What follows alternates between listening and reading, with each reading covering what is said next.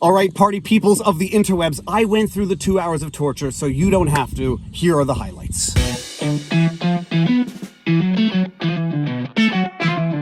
Viva Frei, former Montreal litigator turned current Florida rumbler. This is Winnie, the Westie, who was at the dog run playing, so he's a little tuckered out.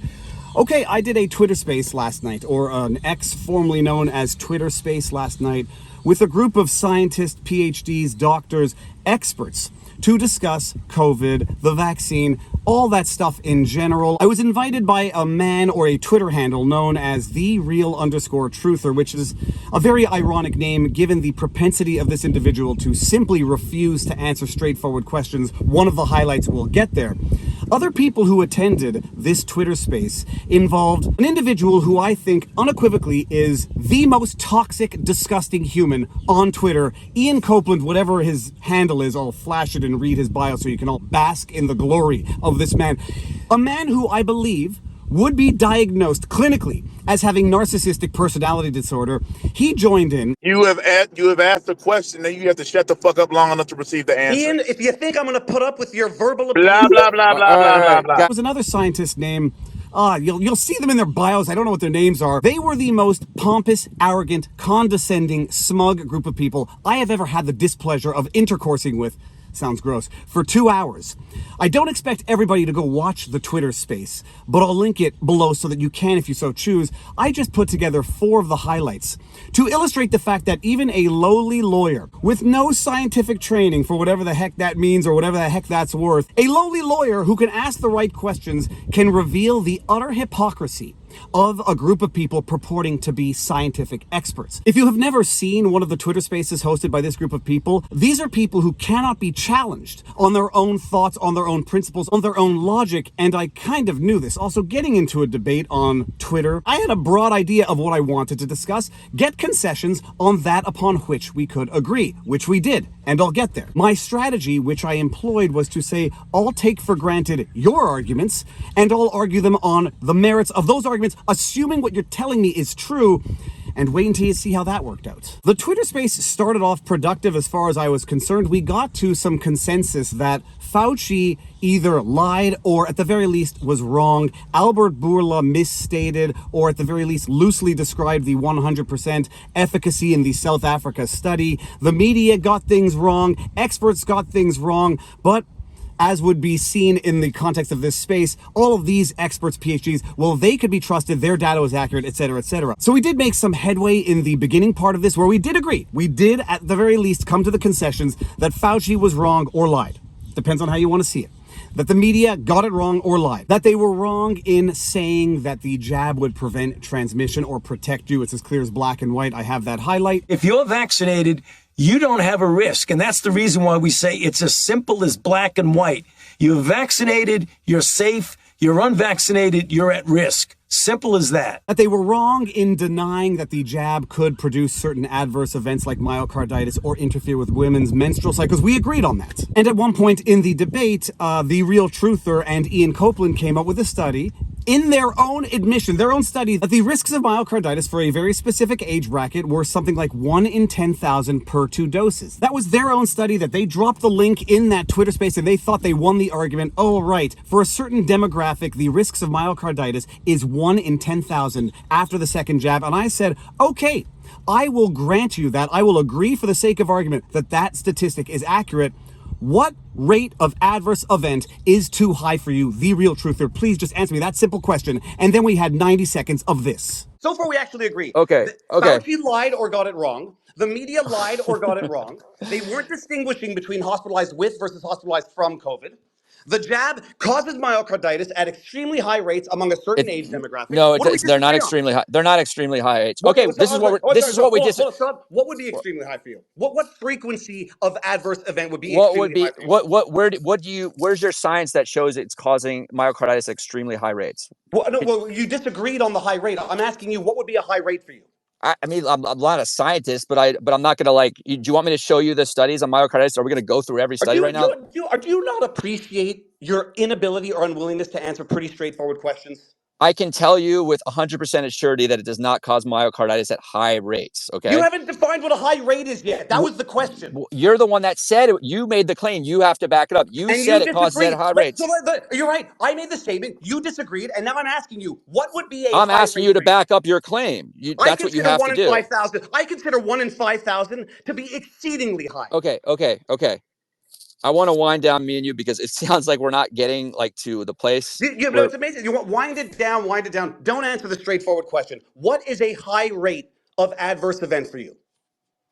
Okay. Can we just... You can't answer it. You can't answer it.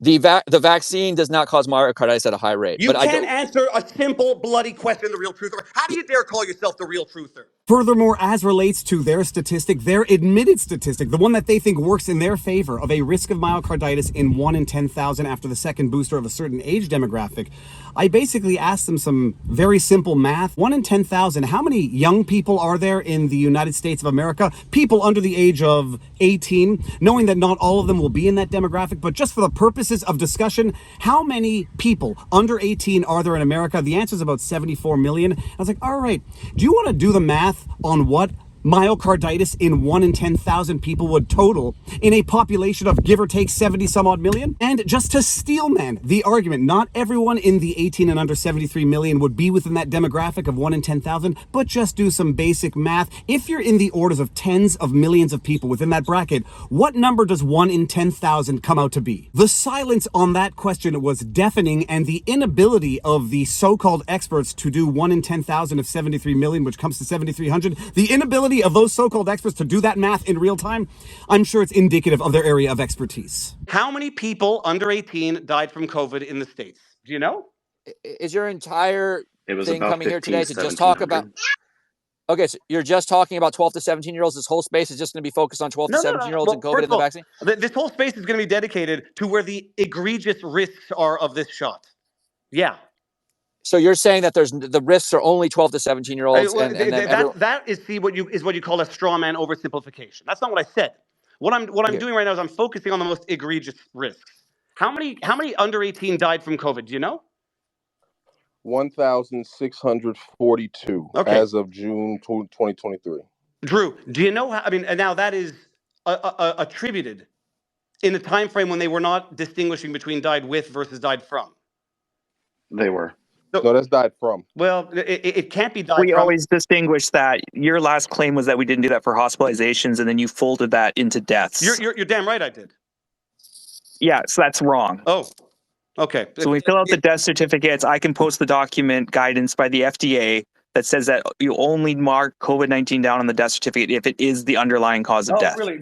Are you familiar with the case of the 14-year-old in Alberta who died? They attributed it to COVID? And they were reclassified as not a COVID death when the mistake was found. All you do is you find the exception to the rule, and then you pretend that that is what happened everywhere. And all that you do is ignore the egregious rule breaking. So again, you're doing the same thing. You're gish galloping away from the point. Are you going to concede you don't know when I post the document showing how to fill out a death certificate for COVID-19? Are you going to concede that's how it's done? I will not concede that's how it's done because they attributed. Of course you won't. Of course I won't because I have evidence to support it. They attributed. So that motorcycle accident was also taken off the death certificate and found to be a mistake. So you found a couple of things that are exception to the rule, and now you're pretending every COVID death was like a broken arm that suddenly fell out in the emergency room and died. Well, so Jonathan, it's an interesting thing you accuse me of straw manning and then tell me that I've attributed every single death. No. So what we've established is that at the very most, you're boring me. Sorry? You're boring me with the same nonsense. Then get the hell out of here. Nobody asked you to come, and no one's going to miss you. How about you leave? How about you leave? How about I was the invitee, Jonathan? Now, all right. We've established that it's at most 1,700 under 18 in all of COVID. So we've established that it's 1,700 under 18 at most who died from COVID. At the rate of 1 in 10,000, how many under 18-year-olds are there in the United States of America? Roughly. To answer your question, though, Viva, 74 million children are under 18 are in America as of 2022. I don't have anything more recent than that. I'm sorry. So if 1 in 10,000 of those 73 million get myocarditis, how many teens are we talking about getting myocarditis now? That would be assuming that all 74 million are getting vaccinated. And also that 1 in 10,000, I guess is an estimate, but it's not guaranteed that every 10,000 doses somebody gets myocarditis, Thank or you. every That's, thank you. 10,000 second dose, Just, excuse me. just an answer would be better. I haven't done the math, so I have to do the math really quickly. Another highlight was when the scientist cat, I forget what her name is, Luna Sanguina, after berating me and minimizing me and degrading me as just a lawyer. You can argue around the point all you like, but it's obvious to every scientist in this room that you are not qualified in this, and you are qualified in basically trying to out-argue someone else, which is what lawyers do. Scientists are not interested in lawyers, okay? I'm sorry, but we're not. Went on to explain how it wasn't a contradiction when the UK government said the jab was safe for breastfeeding or pregnant women because they needed to test on the general population in order to get that data to come to that conclusion. At which point I told her, congratulations, you just described real-time experimentation. The question I asked you was, were we told it was safe and effective for women, pregnant women and breastfeeding women? And you said yes. And then I said, were they simultaneously telling them? It was after the studies were done. Studies were done. The warning is No, still listen, on the UK government listen. website. Do you know how those studies were done? It was pregnant women who volunteered to get vaccinated, and they volunteered to be part of a clinical trial. There were tens of thousands of them in the UK who volunteered. Furthermore, they also included data from women who were vaccinated at the point when they didn't know they were pregnant yet. And once they discovered they were pregnant, then they were asked if they would like their experiences and their medical records and whether their general health to be factored into the studies. That's how they did it. Nobody was experimented on against their will. Every single participant in a clinical trial has full consent and makes that choice. Against their will is a phrasing. I would rather say without informed consent, because it was. Well, you would be incorrect. I'm sorry, but you would be incorrect. Don't worry about it. You don't need to be sorry. We were told that it was safe for pregnant and breastfeeding women before any After of the those studies came out. Wrong. It was from No, day one. after the studies came out. By the way, Kat, the warnings are still on the UK government's website. Yeah, and it is for literally every single other drug and biologic.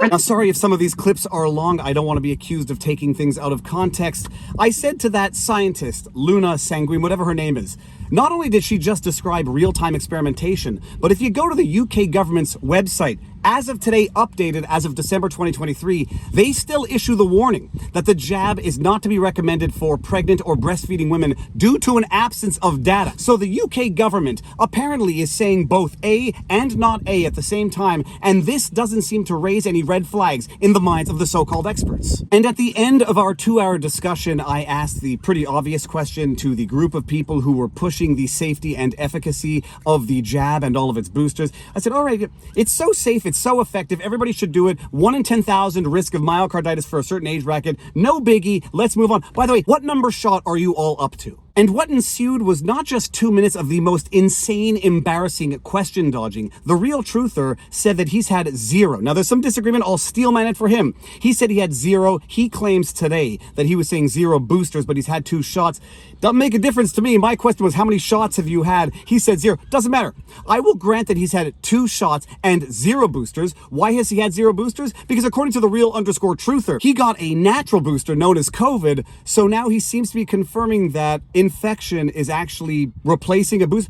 Not getting into that. Bottom line, the real truther who runs around calling other people anti-vaxxers has not had 1 booster, despite the safety and efficacy of the jab and the boosters. Another one of them in the crowd, I think it's Debunk the Funk or something, simply refused to answer the question. And the ultimate kicker in all of this, one of the other doctors who was in on the space tweeted out later on that he got myocarditis from his first Moderna shot. By the way, how many boosters are you all up to? Whoever's talking right now, I don't know what you're doing. Debunk. You're deflecting away from the point. Debunk. No. You're deflecting away from the point. How do you parse? You're deflecting. You're deflecting. You're deflecting. How many shots have you had, Debunk? Debunk. How many shots have you had? Viva, do that with. Can you post a meme? How many boosters have you? I prefer it in meme form. No, it's funny. I would just prefer an answer. How many have you had, the real truther? How many have you had? I Zero. would prefer if you. Oh, stay you've on had task, zero. Your Honor. You've had zero. The real truther. How many shots I'm have you sorry, had? truther. Is this a science show, or is this a show where people ask us how many boosters we get? It's a science show. Are you an anti-vaxxer? I want to know how many shots you've had. Why I won't you? don't Why think won't you that answer the is. question? We already Why talked won't you about answer the that. question? Anti-vaxxer has nothing to do with how many shots you got. It David, has to do with what David, information you spread. Look, you guys are the prime example of David, insulting and accusing David, others of doing what you're doing, dodging David, questions, gish David, galloping. Debunk. How David, many boosters have you had? David. How many boosters he have and anything to do with If I had a anything? dollar, Because if I I had a want to know. dollar I for, want to know if you hey, guys David, talk a big talk. let If me it's so answer. safe, I want to know that you're up David, to your let me shit. answer. David, Yeah, David, let me answer. yeah. Let me answer.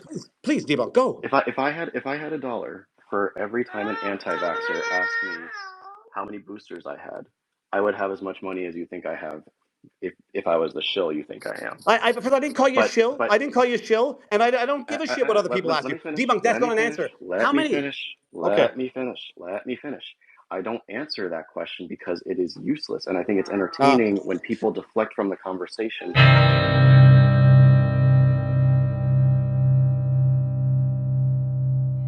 My goodness, imagine if the other 6 or 7 had answered. How many jab-dodging, vax-injured people we would have had on that panel. These are the people pushing it. Anyhow, it was as infuriating as it was revelatory, I think. I don't care if I won or lost. I think that we revealed, at the very least, the hypocrisy, the unwillingness to be challenged, the unwillingness to admit the obvious. What rate of adverse events is too high? And they won't answer the question because apparently, according to the real truther, I asked the wrong question.